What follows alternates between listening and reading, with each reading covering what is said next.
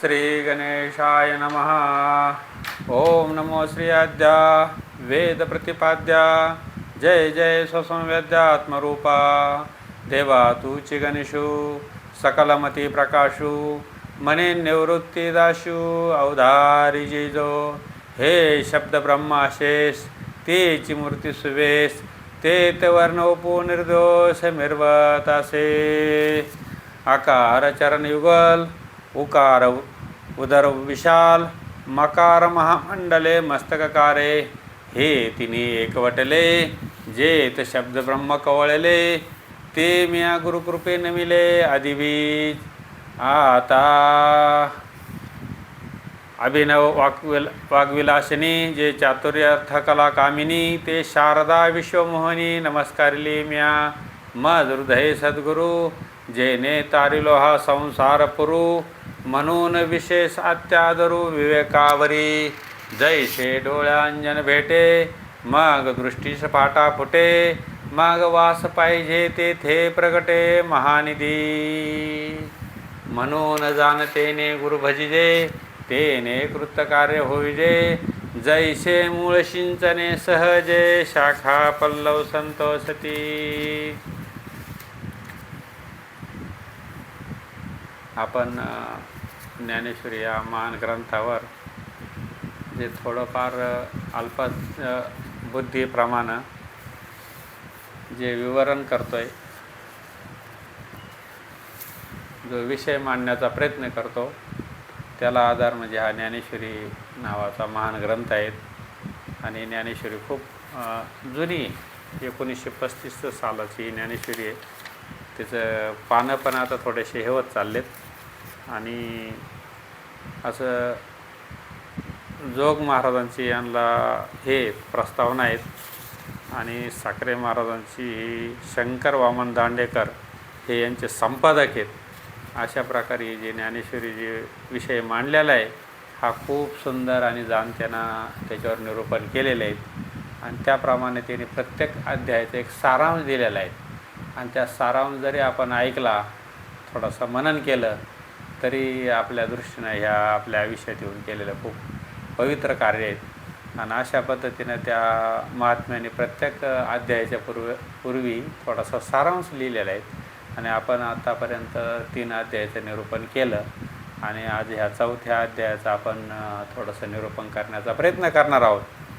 तरी प्रत्यक्षात ज्या अध्यायाची जी पार्श्वभूमी ज्ञानेश्वरीची ती खूप महान आहेत. कारण प्रत्यक्षात शंभू महादेवाची सुद्धा जिथं मती थोडी कमी पडलीत असं त्या प्रस्तावनेत आलेलं आहेत. का प्रत्यक्ष श्री शंभूचीही मती ज्या गीता ग्रंथाचा विचार करताना स्मित झाली. सर्वज्ञ वेदही जिथं कुंठित होतो, अशा त्या आघात ग्रंथावर व्याख्यान करण्यास माझ्यासारखा अल्पज्ञ व मंद बालकाने सरसावणे हे धाष्ट्याचे आहे असे माऊली म्हणतात. याची जाणीव आपल्याला असल्याचा निर्वाळा ज्ञानदेवाने दिला आहे. परंतु ज्या श्रीगुरुकृपेच्या आधारावर विसंबून हे आघात कार्य करण्याचे मी धाडस केले आहे, ती कृपा माझ्या हातून हे कार्य तडीस नेईल असे आत्मविश्वासाने म्हणून त्या कृपेचं महिमा त्यांनी वर्णन केलेलं आहे. तर म्हणजे संपूर्ण जे ज्ञानेश्वरीचं जे टीका केली, जे निरूपण केलं, अख्खं जे त्याचं श्रेय आहे ते माऊलींना त्यांचे सद्गुरू संत निवृत्तीनाथांना दिलेले आहेत. म्हणून मज हृदय सद्गुरू जेने तारिलो हा संसार पुरू म्हणून विशेष अत्यादरू विवेकावरी. म्हणजे हे जे ज्यांना हा सद्गुरूचा बोध घेतलेला आहे त्याला हे ज्ञानेश्वरी सामान्य सोपी जाते. म्हणून ज्ञानेश्वरी वाचताना किंवा ज्ञानेश्वरीचा ज्याला अनुभव घ्यायचा आहे त्याने पहिल्यांदाच सद्गुरूचा आश्रय घेतला पाहिजे, सद्गुरूला शरणागती केली पाहिजे. तरच त्या ज्ञानेश्वरीमध्ये जे असलेला जो अनुभव आहे तो आपल्यासारख्या साधकाला येईल, आपल्यासारख्या सामान्य माणसाला पण येऊ शकतो. कारण ती एक असं मोठा भंडारा आहे, मोठं संतांचं हे जेवणावळ आहे. का तिथं कोणी जर आपल्यासारखा क्षुल्लक माणूस याचक म्हणून जरी गेला तरी त्यांनी जो अन्नपदार्थ खाल्ला तोच आपल्या वाट्याला येईल. अशा प्रकारे हे ज्ञानेश्वरीचं निरूपण आहेत. आणि हे या जगामध्ये अमृत आहेत, शब्द अमृत आहेत. कारण माऊलींना पण सांगितलं का हे जे शब्द आहेत हे अमृताचे कल्लोळ आहेत, म्हणजे अमृताचा घोट आहे एक प्रकारचे. अशा प्रकारे ह्या ज्ञानेश्वरीमधले एक एक शब्द हा अमृता समान आहेत, परंतु ते जे सेवन करण्याची जी रीत आहेत, जसं चंद्रचकोर आहे, ते चंद्राचं जे चंद्रामृत सेवन करणारं जो चकोर आहे त्याला ते सेवन करता येतं, किंवा राजहंसालाच ती कला माहिती आहे. तसं याच्यामध्ये जे अमृतासारखे जे कण आहे ते सेवन करण्याची जी रीत आहे, जी पद्धत आहे, ते सद्गुरूमार्फत आहेत. आणि सद्गुरू केल्यानंतरच हा जो ग्रंथ आहे तर त्याचं काहीतरी आपल्याला त्याच्या अंतरंगामध्ये बोध होतो. आणि तो बोध झाल्यानंतर जे ज्ञानेश्वरी वाचण्यात आणि त्याच्यातून तो आनंद घेण्यामध्ये जो आनंद आहे हा खूप अलौकिक आहे. आणि अशा प्रकारे आपण पहिला अध्याय, दुसरा अध्याय आणि तिसरा अध्याय जे बघितलात. पहिला अध्याय हा अर्जुन विषाद योगाचा होता. अर्जुन हा युद्धभूमीवर गोंधळलेल्या परिस्थितीत होता. त्याला हा भगवान श्रीकृष्णाने बोध करण्यास त्याला लढण्यास प्रवृत्त केलं, तर त्याबद्दल त्यांचा तो पहिला अध्याय आहे. आणि संपूर्ण सद्गुरूचं स्तवन आहे, शारदेचं स्तवन आहे, आणि संपूर्ण एक ग्रंथाचं, व्यासांचं, महाभारताचं सर्वांचं आभार मानले आणि माऊलीने या ग्रंथाची सुरुवात केलेली आहे. दुसरा अध्याय हा सांख्ययोग आहे, प्रकृती पुरुष, आणि त्याच्यामध्ये माऊलींना सांगितलेलं आहे का कसं प्रकृती आणि पुरुषाच्या साह्याने आपण ह्या मार्गाने हा ध्येय कसा आहे.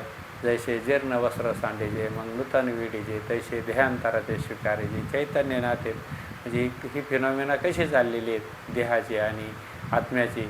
तर अशा प्रकारे या शरीर हे एखाद्या जीर्ण वस्त्रासारखं आहे, ते सारखंच आत्तापर्यंत बदलत आलेले आहेत. तर त्याप्रमाणे त्याचं ते रास, त्याचं जे बुई आहे ते समजून घेणं हे गरजेचं आहे. आणि ते जर समजल्यानंतर आपल्याला त्याची जर प्रक्रिया जर समजली आपल्याला, तर त्याचा आपल्याला आनंद घेता येतो. दुसरा अध्याय हा सांख्ययोगाचा आहे, तिसरा अध्याय हा कर्ममार्गाचा आहे. तर कर्म हे विहित कर्म हे माणसांना जन्माला आल्यानंतर केलंच पाहिजेत. जो स्थितप्रज्ञ आहे त्यानेसुद्धा कर्म केले पाहिजे, कारण त्या कर्मानुसारच इतर ह्या जगराटीमध्ये असलेल्या लोकांनाही बी कळेल. त्यांनाही एक उदाहरण होईल. वडील जे जे करती त्या नाम धर्म ठेवीती. म्हणजे जे मोठे जाणते जे कर्म करतात त्याचंच इतर लोक अनुकरण करतात, म्हणून हे कर्म केले पाहिजेत. कर्माचे त्याच्यात जे दोन मार्ग सांगितले आहेत, एक विहंगम मार्ग आणि पिपलिका मार्ग. विहंगम मार्ग हा ज्ञानाने मोक्षाकडे नेतो, पिपलिका मार्ग हा विहित कर्माचं अंगीकार करून आणि ते कर्म भगवंताला जर अर्पण केले तर कर्म मार्ग हे बी मोक्षालाच नेतो. ह्या वेगवेगळ्या रस्ते आहेत, वेगवेगळ्या वाटा आहेत, परंतु आपल्याला हे सर्व तिथंच घेऊन जातात. असे विवेक मार्ग भगवंताने ह्या ज्ञानेश्वरीच्या माध्यमातून सांगितलेले, भगवद्गीतेच्या मार्गातून. कर्ममार्ग कसा आहे, कर्मसन्यास योगाचा हा चौथा अध्याय हा कर्मसन्यास योगाचा आहे. तर तो कर्मसन्यास योग कसा आहे तो माऊलीनं या अध्यायामध्ये, चौथ्या अध्यायामध्ये सांगितलेले आहेत. आणि हे पण खूप सुंदर आहे ऐकण्यासाठी. आणि सांगणाराने बी जो ग्रंथ करत आहे शंकर वामन दांडेकर, आणि हे जे महान सत्पुरुष होऊन गेले, यांनी त्याचं इतकं सारांश इतकं सुंदर सांगितलेलं आहे. आपण फक्त सारांशच बघणार आहेत आणि त्या सारांशाचं निरूपण आपण शांत चित्तानं ऐकावं. कारण ह्या जगामध्ये आल्यानंतर कर्म हे माणसाला प्रत्येकाला करावं लागतात. प्रारब्धानुसार माणसाला धन मिळतं, मान मिळतो, आणि एकेकाळी संपल्यानंतर शरीर हे जीर्ण आहे, एक दिवस हे जाणार आहेत. परंतु तोपर्यंत असलेला ज्या कालावधी जो अवधी आहे, तर तो अवधीमध्ये आपण त्या वेळेचा कसा सदुपयोग करून घेता येईल हा विवेकी माणूस करत असतो. अविवेकी माणसाला हे कळत नाहीत. तो फक्त आहार निद्रा भयमयतून सर्व प्राणीचे समसमान, जसं इतर प्राण्यामध्ये समसमान आहेत तसंच त्याची वागणी जर मनुष्याच्या देहात येऊन असेल तर त्याच्यामध्ये आणि पशुमध्ये काही फरक नाही. पशु करने करे ते कुछ नाही हो जाए, नर करने करे तर नर का नारायण बन जाए. म्हणजे पशुनं काही करणे केली तर त्याचं काहीच होणार नाही. परंतु माणसानं जर त्या पद्धतीने विहित पद्धतीनं जर कर्म केलं तर मात्र माणसाचा नारायणच होईल, ह्याच जन्मात होईल. तर माऊलीने ह्या चौथ्या अध्यायामध्ये कसं निरूपण केलं, कर्मसन्यास कसा सांगितलेला आहे आणि तो आपण कसा स्वीकारावा, अशा पद्धतीमध्ये एक शॉर्टकटमध्ये ग्रंथकर्त्याने याच्यामध्ये निरूपण केलेले आहेत आणि ते खूप सुंदर आहेत. तर ते निरूपण असं आहे का या अध्यायापासून 12व्या अध्यायाच्या अद्वेष्ट सर्व भूतनाम या 13व्या श्लोकापर्यंत श्री ज्ञानेश्वर महाराजांच्या दृष्टीने गीतेतील उपासनाकांड आहेत. हे उपासनाकांड म्हणून आता हे चालू झालेले आहेत. तर उपासना कशा असाव्यात, कशा कराव्यात, कशा केल्यानंतर फलद्रूप होतात, तर हे माऊलीनं याच्यामध्ये निरूपण केलेले आहेत. तिसऱ्या अध्यायात प्रत्येकाने कर्म केलेच पाहिजेत असा निर्णय भगवंतानं केला आहे. आताच आपण बघितलं का तिसऱ्या अध्यायामध्ये माऊलीनं कसं कर्म करावं, विहित कर्म कसं करावं, आणि कर्म हे केलीच पाहिजे. कर्म हे होतच असतात. कर्म न करता कोणीच मनुष्य जगूच शकत नाहीत. तो स्वस्थ जरी बसला तरी त्याचे श्वासाची रेलचेल चालूच असतील, त्याचे विचारांची रेलचेल चालूच असतील. ते त्या पद्धतीनं त्याचं कर्म हे चालूच असतात. त्याच्यामुळं न कर्म करता कोणी या जगात जगूच शकत नाहीत. पण तेच कर्म विहित कर्म कसं होईल हे साधू संतांचा याच्याकडं आग्रह आहेत. आणि त्या कर्म करण्याचा जो कर्ता आहे तो कर्ता कोण आहेत, एकदा कर्ता जर कळला तर मनुष्याला हे कर्म करत असताना त्याचं काही त्या कर्मापासून बाधा होत नाहीत. जसं एखाद्या कंपनीमध्ये नोकर म्हणून आपण काम करतो तर त्या कंपनीचं नुकसान झालं काय, फायदा झाला काय, तोटा झाला काय, जसं त्या नोकराला काही त्याच्याशी घेणं देणं नसतं, तसं हे कर्म करत असताना आपण एक भगवंताचं सेवक आहे, अनन्य भाव एक सेवक आहे, एक जीव आहे, एक पामर आहे, अशा पद्धतीनं जर आपण विचार केला तर मग मात्र आपल्याला ह्या कर्माचा कोणताही लवलेश लागत नाहीत. आणि हेच माऊलीनं आणि हेच भगवान श्रीकृष्णानं सारखं वेळोवेळी हेच सांगितलेले आहेत. तर ते कसं आहेत, कर्म आचरित असता त्यात अज्ञानाचे जे बंध आहेत त्या बंधापासून सोडवणूक करून मोक्षापर्यंत जावायचे असेल तर ब्रह्मार्पण बुद्धीने कर्म करणे जरुरी आहेत. शरीर, वाणी व मन याद्वारे जे विहित कर्म उत्पन्न होते ते एका ईश्वराच्या प्रीत्यार्थ करणं जरूर आहेत. शरीर आणि वाणी याच्याद्वारे जे जे कर्म होईल तर ते संपूर्ण ईश्वराला आपण अर्पण केलं पाहिजेत आणि तीच उपासना होईल. एक ईश्वराच्या प्रीत्यर्थ करणं जरुरी आहेत. ही उपासना कशी करावी हे सांगण्यास या 4थ्या अध्यायाच्या शेवटच्या भागात आरंभ केलेला आहे. म्हणजे हा एक उपासना कांड चालू झालेला आहे. त्याने कर्म करत असताना आपण कसं ते ईश्वराला अर्पण होईल आणि कसं करावं या पद्धतीनं माऊलीनं या आपल्याला काही त्याच्यामध्ये इंटिमेशन काही थोड्याशा सूचना केलेल्या आहेत. आणि त्या सूचनाचं जर आपण पालन केलं तर आपल्याला ह्या देहामध्ये येऊन आपलं काहीतरी जीवनाचं सार्थक होतं आणि सार्थक झाल्याशिवाय राहणार नाहीत. तर भगवंताच्या म्हणण्याचा अनुवाद करण्यापूर्वी त्या अनुवादाने श्रोत्याची सुखाची मेजवानी होणार आहेत असे म्हणून ज्ञानदेव श्रोत्यांचे अवधान प्रथम एकाग्र करून घेतात व अर्जुनाचा प्रश्न नसताही भगवान त्याला आपणाहूनच अत्यंत दुर्मिळ सर्वापासून आतापर्यंत चोरून ठेवलेली गोष्ट सांगत आहेत. याची उत्पत्ती सांगतात. ज्ञानदेव म्हणतात की अर्जुनावरील देवाचे असलेले निश्चिम प्रेमच यास कारण आहेत. भगवंताचे म्हणणे ज्ञानदेवाने जे मांडले ते थोडक्यात असे आहे. पाहू, मागील अध्यायात सांगितलेला निष्काम कर्मयोग माझ्यापासून पूर्वी हा जो निष्काम कर्मयोग जो भगवंतानं जे सांगितला तर हा कर्ममार्गाचा हा योग आहे. हा भगवान श्रीकृष्ण म्हणतात की पूर्वी हा मी विष्णूला सांगितला, मनूला सांगितला, इक्ष्वाकूला सांगितला व इतर राजश्रियांना परंपरागत प्राप्त झाला होता. परंतु सांप्रत काळी वैराग्य विवेकाच्या अभावी व लोक देहासक्त होऊन विषयासुखात दंग झाल्यामुळे जो निष्काम कर्मयोग लुप्त झाला तोच पुन्हा मी आज तुला युद्धाच्या धांदल क्षणभर बाजूस ठेवून सांगितला. आता हा कर्ममार्ग जसं भगवान श्रीकृष्णानं सांगितलं की मी हे ज्ञान सूर्याला सांगितलं, इक्ष्वाकूला सांगितलं, मनूला सांगितलं आणि इतर राजश्री लोकांना सांप्रत काळी त्या काळामध्ये मी सांगितलं. आणि अर्जुनाला सांगता की तुझे पण अनेक जन्म झाले होते, माझे पण अनेक जन्म झालेले आहेत. तुला तुझे जन्म आठवत नाही, मला माझे सर्व जन्म आठवतात. आणि हे परंतु हे त्यावेळेस हे ज्ञान सांगितलं पण ते लुप्त का झालं तर सांप्रत काळामध्ये अविवेकी माणसांचा जन्म होतो आणि असे अविवेकी लोकच ह्या धर्माचा बुडवणूक करतात आणि धर्माची बुडवणूक झाल्यानंतर मला परत अवताराला यावं लागतात असं भगवंताचं एक याच्यामध्ये सांगणं आहे, तसं नियोजन आहे. तर ते भगवान त्याला पुढं सांगतात अर्जुनाला, याचे कारण तू प्रेमाचा पुतळा, भक्तीचा जिव्हाळा व सख्याची मूर्तीच आहेस. म्हणून मी तुला ह्या युद्धाच्या प्रसंगी मी तुला हे गुप्त जे गुह्य ज्ञान आहेत मी तुला सांगत आहे, ते उपासनाकांड जे सांगत आहेत. मी फार प्राचीन काळी हे उपदेश केला असा सांगणारा श्रीकृष्ण सध्या अर्जुनाच्या समोर उभा आहे. जे पूर्वी एकेकाळी जे सांगितलेले तेच मी तुला आता सांगणार आहे आणि हे याच्यासाठी भगवान श्रीकृष्ण अर्जुनाच्या समोर उभा आहे. यात जी विसंगती दिसते तिचे निराकरण करून देवाने सांगितले की माझ्यासहित सर्वांचे आजपर्यंत कितीतरी जन्म होऊन गेले तरी पण मनुष्याला आपल्या जन्माची आठवण राहत नाही, परंतु मला ती राहते. वास्तविक मी जन्मरहितच आहे. भगवान श्रीकृष्ण म्हणतात का मी जन्मरहित आहेत आणि सर्व जीव हे जन्मरहित आहेत, फक्त त्यांना माहीत नाहीत.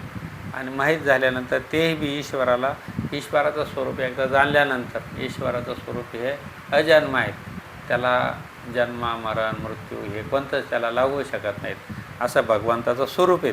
आणि त्या स्वरूपातच भगवान श्रीकृष्णानं त्या स्वरूपाचं निरूपण करण्यासाठीच हा ज्ञानेश्वरीचा अट्टहास केलेला आहे।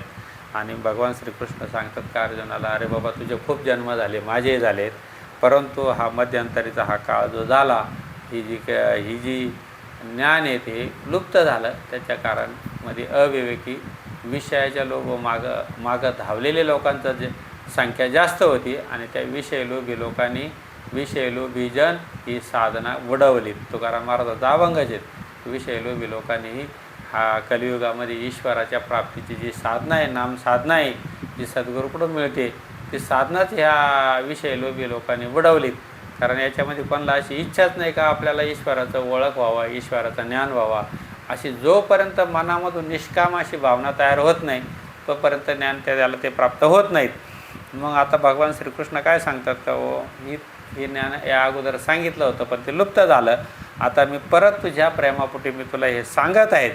कारण त्याच्यामागे एक कारण आहे अजून, का मी जन्म घेतो ही जी क्रिया दिसते ती मायामुळे भासते। एकच वस्तूची आरशामुळे दोन रूपे दिसतात, तसे माझे अवतार कार्य भासतात। आरशामध्ये आपण पाहिल्यानंतर आपण खरा आणि खोटा असे दोन दिसतो, तसं हे आरशामध्ये असलेल्या बिंबाप्रमाणे मी या विश्वामध्ये भासतो आरशामध्ये। तशी माझ्या मायेमुळं हे माझे अवतार कार्य तसे माझे अवतार कार्य भासतात। हे अवतार कार्य धर्माची संस्थापना, साधूचे रक्षण व दैत्याचा नाश करून जगात धर्म नांदून सुख वाढवावे एवढ्याकरता आहे। हे अवतार कार्य कसे करतायत, धर्म संस्थानापर्यंत युगे युगे हे धर्माची संस्थापना करण्याकरता मी हा अवतार घेत असतो। आणि ह्या अवतार कार्य करण्याकरता ह्या मायेतमधून मी बाहेर प्रगट होतो आणि परत मी त्या स्वरूपामध्ये लीन होत असतो। तर या माझा येण्याचा उद्देश एवढाच आहे तर साधूचं रक्षण व्हावं, दुर्जनांचं निर्दालन व्हावा आणि जे धर्माचं आहे ते संस्थापन म्हणजे धर्माची स्थापना व्हावा, अशा ह्या कारणाकरता मी या जगामध्ये येत असतो। आणि ह्याप्रमाणे त्याचा श्लोकही ह्याप्रमाणे आलेले आहेत ज्ञानेश्वरीमध्ये। तर अशा प्रकारे माझा ह्या अवतार घेण्याचे कार्य आहेत, हे माझे अवतार कार्य आहेत। हे काम क्रोध भय यापासून मुक्त असलेल्या पुरुषांना यथार्थ रीतीने समजते। जे काम क्रोध भय यापासून जे मुक्त आहेत अशाच पुरुषांना हे समजणार आहे, मी कसा येतो, मी कसा आहे, मी कसा जातो, माझी माया कशी आहेत, ब्रह्म कसं आहेत, याचं जे पृथक्करण फक्त माझं जो अनुसंधान करतो किंवा ज्याला माझी प्राप्ती व्हावा अशी ज्याला वाटते किंवा जे साधू संत अशी जी मंडळी त्यांना हे माझं येणं जाणं कळतं। ते पुरुष मद्रूपतच आहेत, मात्र जे लोक भेद बुद्धीला वश होतात त्यांना परमात्मा एक रस असूनही जगात चांगला वाईट असा भेद दिसतो। मी एकच आहेत, त्यांना परमात्मा एक रस असूनही जगात चांगला वाईट असा का दिसतो, तर त्यांची भेदबुद्धी त्याला कारणीभूत आहेत आणि तो भेद काढण्यासाठीच ही ज्ञानेश्वरी आहेत। वास्तविक हा भेद त्यांच्या दुर्बुद्धीत आहेत। ब्राह्मणादी 4 वर्णातील माणसं वस्तुतः एकच आहेत, परंतु त्यांच्या ठिकाणी जे स्वभाव धर्म व गुण आहेत त्यांच्या अनुरोधाने मी त्यांची 4 वर्गात विभागणी केली आहे व प्रकृतीजन्य गुणातीत भेदाप्रमाणे त्यांना कर्म वाटून दिले आहेत। ही जे वर्णव्यवस्था आहेत ही भगवंत म्हणतात ही काय मी केलेली नाहीत। ही वास्तविक हा भेद त्यांच्या बुद्धीत स्वभाव धर्म गुण आहेत त्यांच्या अनुरोधाने मी त्यांची 4 वर्णात विभागणी केली आहे। प्रकृतीजन्य गुणातील भेदाप्रमाणे त्यांचे कर्म वाटून दिले आहेत। म्हणून तत्वता विचार केला तर हे वर्णभेद संस्थेचा करता मी नव्हे, प्रत्येकाने आपापले कर्म योग्य रीतीने आचरले तर तेच कर्मबंधापासून निसंशय सोडवतील। म्हणजे हे जरी हे कर्माप्रमाणे जे लोकांनी जे अंगीकार केलेला आहे त्याच्यामध्ये जाती धर्म हे जे पडलेले आहेत ते कर्मानुसार झालेले आहेत, त्याचा करता मी नाहीत। भगवंताने हे सांगून टाकलं याच्यामध्ये। परंतु ज्याच्या त्याच्या वाट्याला जे कर्म येईल ते त्यांना ईश्वराची सेवा म्हणून जर अंगीकारलं आणि त्याचा करता मी स्वतः आहे, भगवान श्रीकृष्ण आहे किंवा जगत पालन करणारा याचा करता आहे असं ज्याला जो जाणेल त्या माणसाला याच्यामधून तो मोक्षाला जाईल आणि त्याची कर्म सर्व भगवत अर्पण होईल. अशा पद्धतीनं विहित कर्म कसे करावेत याबद्दल भगवान श्रीकृष्णाने याच्यामध्ये माऊलीनं याचं निरूपण केलेलं आहे. प्रत्येकाने आपापले कर्म योग्य रीतीने आचरले तर तेच कर्मबंधापासून निसंशय सोडविल. मात्र कर्म वगैरे कशाला म्हणतात याचा विचार करताना चांगले दूरदर्शी पुरुष देखील घोटाळ्यात पडतात. कर्म कोणतं, अकर्म कोणतं, कशाला म्हणायचं याचा जर विचार करायला गेला तर चांगले मोठे महात्मे जे होऊन गेलेत फिलॉसॉफर ते सुद्धा याच्यामध्ये मात्र घोटाळ्यात पडलेले दिसतात. म्हणून या सर्व क्रियाच्या बुडाशी महत्त्वाचा विचार असा आहे की कर्म घडत असले तरी ते आपण करत नाहीत अशी ठाम समजूत ठेवणे व त्याच्या फलाची आशा न ठेवणे. कर्म करीत असताही आपले नैष्कर्म तसेच आहे अशी समजुतीने राहणे हीच याची युक्ती आहेत. तर याच्यामध्ये जी समजूत आहेत का व आपण कुणीतरी करता आहेत, आपण आपल्याशिवाय कर्म होणार नाहीत आणि आपणच हे कर्माचा करता आणि त्याचे फळाचा अधिकार आपलाच आहेत, अशा प्रकारे जी चुकीची समजूत आहेत ही समजूत बाद झाली पाहिजेत. तर ह्या समजूत बाद होण्यावर भगवान संत श्रीपाद बाबा एक उदाहरण द्यायचे का मनुष्याला ही समजूत खूप अनंत योनीची आहेत आणि ती अनंत योनीची समजूत जाण्यासाठी हे समजूत जात नाहीत कारण ती खूप खोलवर संस्कार झालेले आहेत.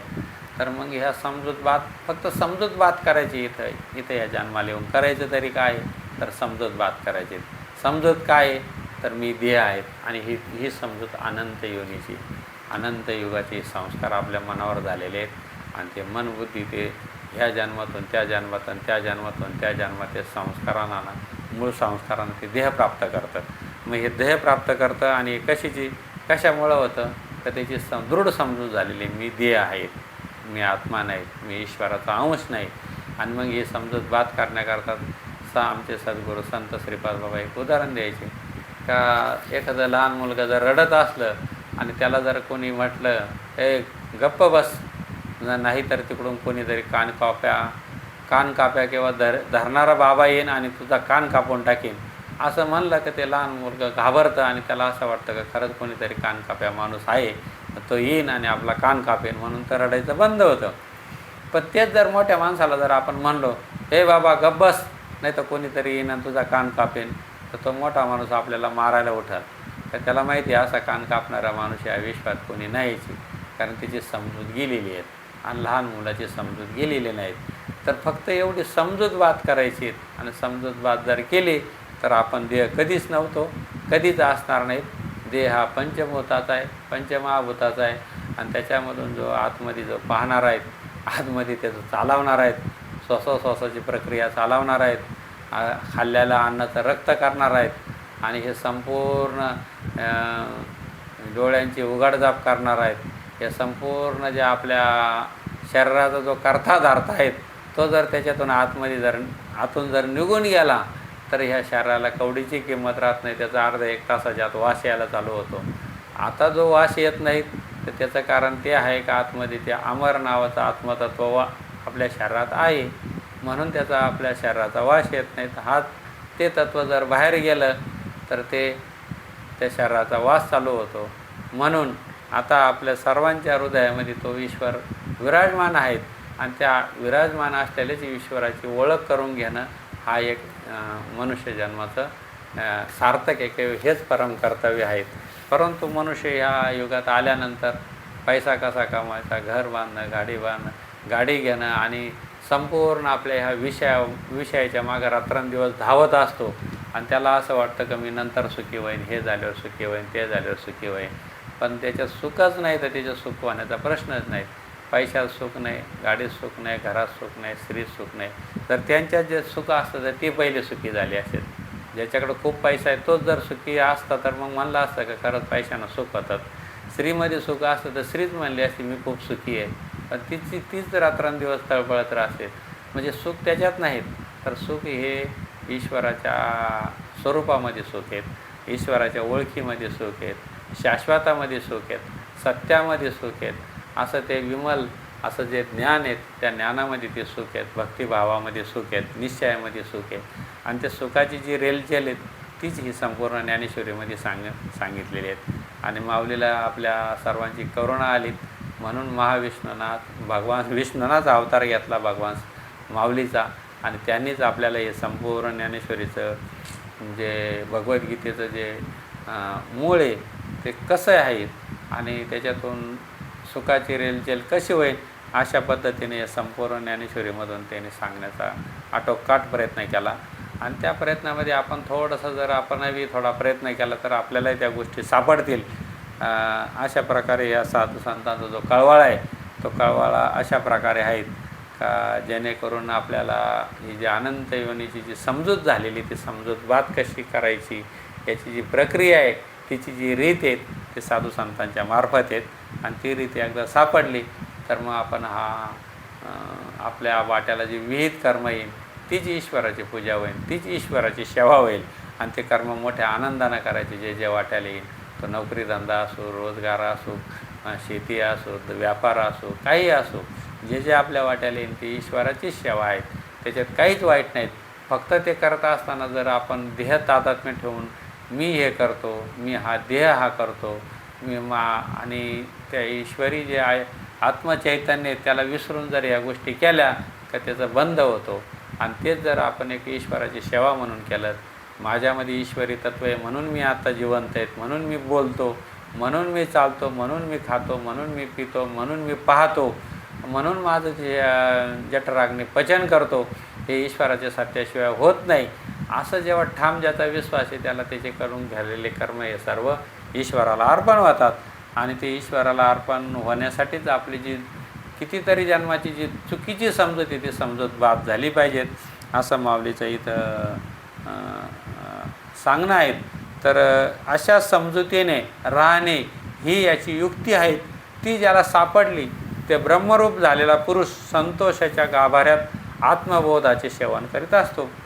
ती ज्याला सापडली म्हणजे ती युक्ती ज्याला सापडली तो ब्रह्मरूप झालेला पुरुष संतोषाच्या गाभाऱ्यात आत्मबोधाचे सेवन करत असतो. लौकिकदृष्ट्या यदृच्छेने जे मिळेल त्यावर तो संतुष्ट असतो. त्याला आपला व पारका असा भेद राहत नाही. सर्व विश्व त्याला वेगळे राहिलेले नसते. मग त्याला कर्म कोटले व जरी त्याने लिलेने यज्ञाधिक कर्म केली तरी त्याच्या ऐक्य भावनेमुळे शेवटी ते ऐक्यतेच मिळतात. अशा माणसाला तर एक ते कर्मच शिल्लक राहत नाहीत. पण जी कर्म करतो तीही ईश्वराची सेवाच आणि ईश्वराशी एकरूप होऊनच केलेले असतात म्हणून ते ईश्वरालाच मिळतात. कर्म ब्रह्मच आहे असे साम्य त्याच्या अनुभवाला आले असल्यामुळे त्याने कर्म केले तरी ते नैष्कर्मच होते. म्हणजे कर्म करून नैष्कर्म स्थितीमध्ये तो मनुष्य जातो. तर जी आपण कर्म करतो ती एक ईश्वराची सेवा आहे अशी जेव्हा दृढ समजूत होते किंवा दृढ भावना निर्माण होते आपल्या मनबुद्धी चित्तामध्ये तेव्हा ती कर्मच कशी निष्कर्म होतात हिची युक्ती ही संतांकडून आपण घेऊन शिकलं पाहिजे. आणि ती युक्ती जर शिकलं तर कर्म करून नैष्कर्म स्थितीत जाता येतं. विवेकयुक्त वैरागयुक्त होऊन त्याने योगरूपी अग्नीची उपासना स्वीकारली आहे. त्या देवयज्ञाचे ब्रह्मरूप अग्नीचे उपासक तशी इंद्रियाची व प्राणाची सर्व कर्म ज्ञानरूप अग्नीने प्रदीप्त झालेल्या आत्मसंयम स्वरूपी अग्नीत आहुती देणारे या सर्वांच्या यज्ञक्रिया जरी भिन्न आहेत तरी त्या सर्वांचे मोक्ष एकच फल आहेत. म्हणजे संपूर्ण कोण विवेक व वैरागयुक्त होऊन ज्याने योगरूप जे कर्म केलेले आहेत ते सर्व कर्माचे किंवा वेदांचे उपासक किंवा हे सर्व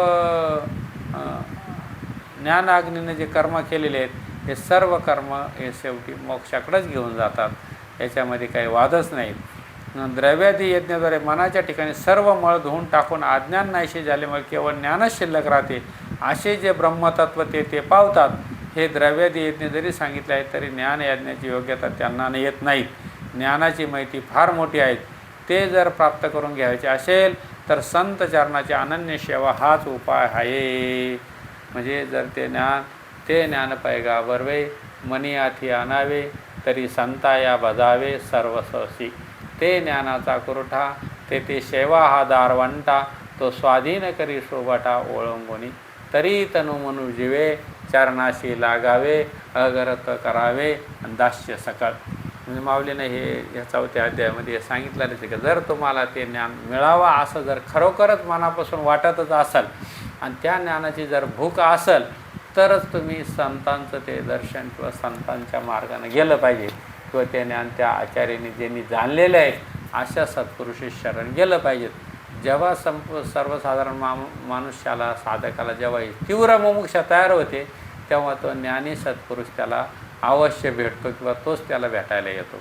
असं एक गुह्य गोष्ट आहे ही परमार्थामधली, का ते कुठं भेटेल बा, कुठं भेटेल, ते कुठं भेटेल विचार करायची गरज नाही. फक्त तुझ्या मनामध्ये त्याची तीव्र इच्छा निर्माण झाली पाहिजे का आपल्याला ते जे असं शाश्वत असं जे ईश्वराचं ज्ञान आहे ते मला मिळावं आणि तेच फक्त ईश्वराकडे जर निष्काम भावाने मागणी केली तर ते संत तुला कुठेही येऊन तुला ते ज्ञान देणार आणि तुला त्या ज्ञानाची दीक्षा देणार आणि तुला ते ज्ञान प्राप्त होणार. कारण इथं सर्व जे काही जे मिळतं ते ईश्वराकडे जर निष्काम भावनेने जर मागितलं तर ते मिळतं. सकाम भावनेनं मागितलं तर मिळत असेल तर निष्काम भावनेनं तर 100% मिळणारच. अशा प्रकारे त्या ज्ञानाचे माहिती या महत्त्व या 4थ्या अध्यायामध्ये कर्मसन्यास योगामध्ये माऊलीनं सांगितलेले आहे. कारण ह्या ज्ञानासारखी पवित्र वस्तू या नाही ज्ञानम सदृशम पवित्रमी विद्यते. ज्ञानासारखी पवित्र वस्तू या जगात कोणतीच नाही. हे भगवंताचा हा एक डोळा आहे. आणि दुसरा डोळा आहे श्रद्धेवन लभते ज्ञानम. फक्त श्रद्धावान जो आहे, ज्याचा हा साधू संतावर विश्वास आहे, ज्याचा स्वतःच्या अस्तित्वावर विश्वास आहे, ज्याच्या स्वतःच्या मनावर विश्वास आहे, ज्याचा स्वतःचा अंतर्यामी काम देतो, अशा मनुष्याला अशी जिची श्रद्धा आहे, अशी अंतर्यामीवर असलेली श्रद्धा, मी कोणीतरी एक विश्वामधील कोणीतरी परमेश्वराचा अंश आहेत, माझ्याकडून काहीतरी चांगलं कार्य घडणार आहेत, माझ्याकडून काहीतरी ईश्वर माझ्याकडून काहीतरी कार्य करून सेवा करून घेणार आहेत, असं जेव्हा मनाची तयारी होते, त्याच्या मनामध्ये अशी सात्विक उर्मी तयार होते, तेव्हा हळूहळू तो ईश्वराच्या स्वरूपाकडे जाण्यास तयार होतो आणि त्याची ती पात्रता तयार होते. मग तो हळूहळू रजोगुण, तमोगुण आणि सत्वगुणामध्ये येण्यास पात्र होतो आणि तो सत्वगुणामधून शुद्ध सत्वगुणात येतो. अशा प्रकारे माऊलीने ह्या 4थ्या अध्यायामध्ये आहे ना खूप असं सुंदर निरूपण केलेलं आहे. हा ज्ञान संन्यास योग आहे. आणि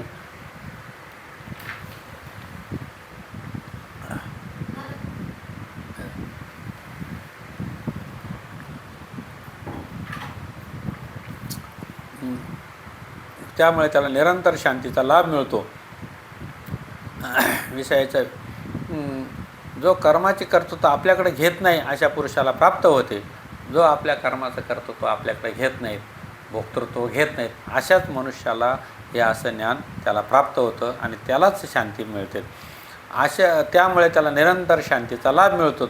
जन्माला येऊन ज्यांनी संयमाग्नीची सेवा केली नाहीत त्याने परलोक तर दूरच राहिला, त्याचे येथील जिनेही गधड राहत नाहीत. ज्यांना संयमाग्नीचा म्हणजे काही संयमच ठेवला नाही त्यांना आयुष्यात येऊन, जे घडतं ते आपल्या भोवती जे घडतं चांगलं वाईट जे कर्म घडतं त्याला आपणच कारणीभूत आहेत असं ज्याला वाटत नाही, किंवा जो सारखाच ह्या विश्वाला किंवा इतरांना दूषणे देत असतो आणि ज्याला स्वतःच्या आतमध्ये असलेल्या अंतर्यामीवर थोडाही विश्वास नाहीत, अशा माणसाचं जिणं म्हणजे ह्या लोकातलं जिणं काय, परलोकातलं जिणं, दोन्ही जिणं त्याचं धड नाहीत असं माऊलीनं सांगितलं. त्याचप्रमाणे या ज्ञानाची ज्याला आवड नाही त्याचे येथील जिणं व्यर्थ आहेत. ज्याला हे परमेश्वरी ज्ञानाची आवड नाहीत, ज्याला ईश्वरी ज्ञानाची आवड नाहीत, ज्ञानेश्वरी म्हणजेच ईश्वरी ज्ञान, अशा ईश्वरी ज्ञानाची ज्याला आवड नाही तो जगला काय आणि मेला काय, तो सारखाच आहेत. म्हणजे तो जिवंत असूनही एक मुर्दा आहे किंवा एक धड आहेत असंच त्याला म्हणावं लागेल. आणि अशा या ज्ञानाला ज्याची आवड नाहीत त्याच्याविषयी माऊलीनं त्याच्यावर तासारे ओढलेले आहेत. त्याचे येथील जिने व्यर्थ आहेत. विषय सुखात रंगून जाऊन जो संशयग्रस्त असतो तो पातकी असून त्याचा सर्वस्व घातच होतो. येथे ज्ञानाचा अभाव असतो तेथेच हा संशय असतो. अज्ञानामुळं हा वाढतो.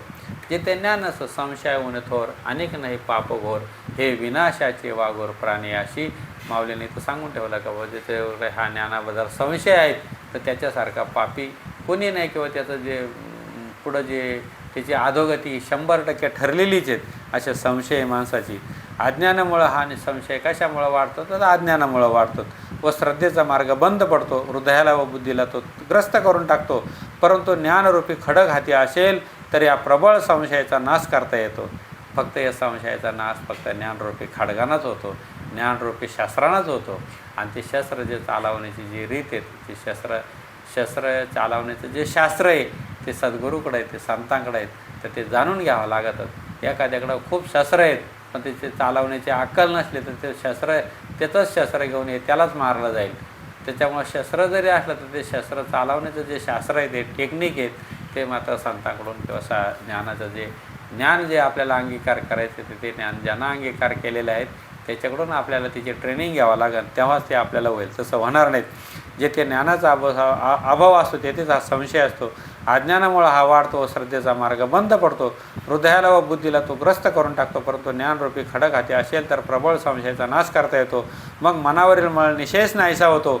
शेवटी भगवंताने अर्जुनाला आपल्या अंतःकरणातील सर्व संशय टाकून पुन्हा युद्ध प्रवृत्त होण्यास सांगितले. अध्यायाचा शेवट करण्यापासून ज्ञानदेवाने आपल्या ग्रंथात शांत रसाचा कसा उत्कर्ष झाला आहे, त्यातील शब्द दिसण्यात लहान असले तरी त्याचे सामर्थ्य कसे अमर्याद आहेत. साहित्य, अलंकार व आत्मचर्चा यांना आपला ग्रंथ कसा नटलेला आहे. या ग्रंथाचे श्रवण करणाराचे संसार दुःखाचे समूळ उच्चाटन कसे होईल हे सर्व शिष्य मोठ्या बहारीनं सांगून मी जे सांगतो त्याकडे मोठ्या प्रसन्न चित्तेने लक्ष द्या अशी श्रोत्यांना विनंती केली आहे.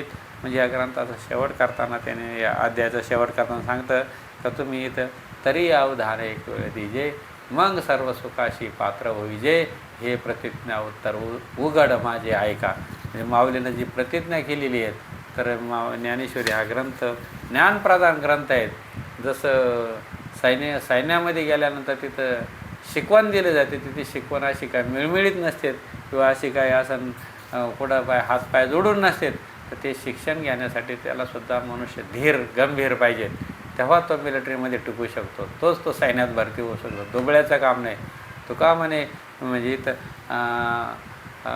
इथे तुका म्हणे इथे येरागाबाळ्याचे काम नाही. म्हणजे इथे येरागाबाळा चालणार नाही, त्याला चांगला शूरच पाहिजेत, मनानं धीट पाहिजेत, त्याला अंगीकार करण्याची इच्छा पाहिजेत. आणि मग ते हे ज्ञानशास्त्र आहेत, हे ज्ञान हे कसं शास्त्र आहे आणि ते कसं त्याचं ज्ञान हे शस्त्र आहे, त्याचं काय शास्त्र आहे ते कळेल.